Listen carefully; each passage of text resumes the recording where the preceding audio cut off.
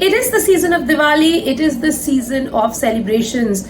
Well, for the Indian cricket team, it has been a celebratory run. Ever since they began their World Cup campaign against Australia, they have been absolutely dominant. They have won all the 8 matches in the league stage so far, and they're hoping to make it a clean sweep by winning the 9th against Netherlands as well. Netherlands has been a surprise package in this edition of the World Cup. They've had 2 wins, but they're unlikely to cause any upset against India at the Chinnaswamy Stadium in Bangalore. Talking about Chinnaswamy, this is homecoming for several Indian cricketers. KL Rahul, of course, belongs to Bangalore. He's a Bangalore boy, and coach Rahul Dravid is from Bangalore as well.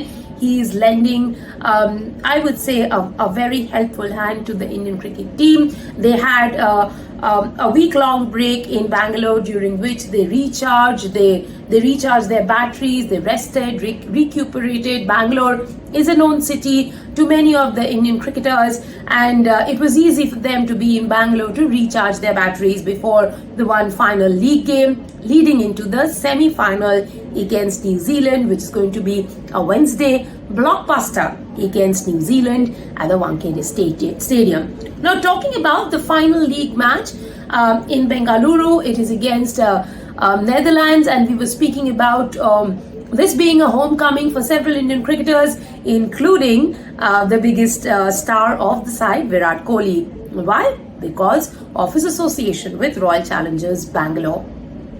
Now, Virat Kohli has also been on a dream run. He has looked like a man possessed, getting to his 49th ODI ton, and that was a milestone moment for Virat Kohli. His 101 runs. In fact, that came at the Eden Gardens. That was a moment that a lot of Indian fans have been waiting for. And the next milestone that could come in this World Cup is his 50th ODI century, and that could happen against Netherlands. It could happen in the semi-final against New Zealand, or if Indian team manages to reach the final. The other big milestone that everyone is hoping for from Virat Kohli is his 3rd World Cup 100 coming against Netherlands. Of course, there is a big ask from this formidable cricketer, from this talismanic cricketer, to get to 600 runs in this edition of the World Cup. Quinton de Kock is 9 behind 600 mark. So there is a possibility that Virat Kohli, who's on the list of top 5 run getters in this tournament, also gets to those many runs, 600 plus runs in the tournament.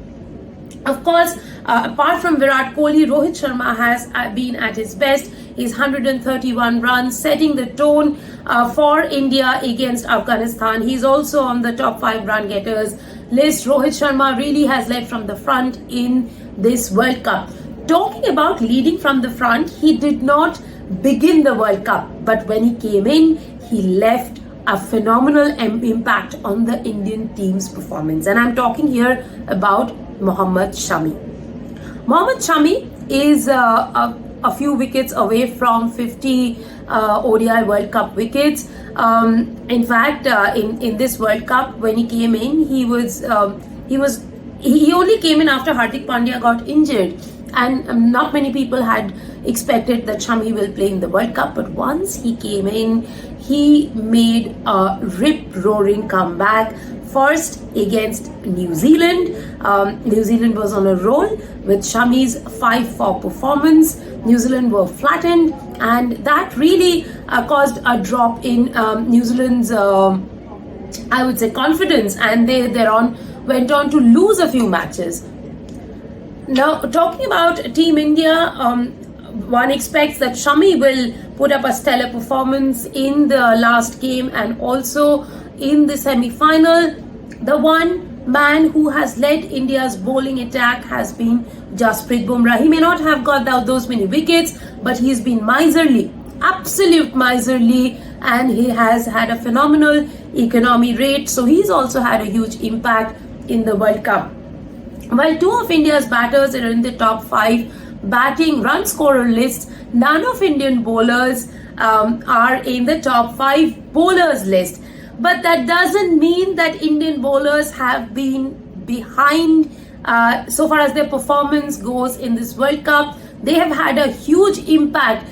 If and you know, the saying today is, if Bumrah doesn't get you, Shami will. If Shami doesn't get you, Siraj will. If Siraj doesn't get you, there is Kuldeep Yadav and Ravindra Jadeja in the end. And it is perhaps because of this dominant bowling attack that India has had in the last few matches. And mind you, they didn't need a sixth bowler to get the opposition out. Because of this dominant bowling attack, has India been able to manage this status of finishing at the top of the league table, now onwards into the semi-final. But before that, they want to make it 9-all in the league stage.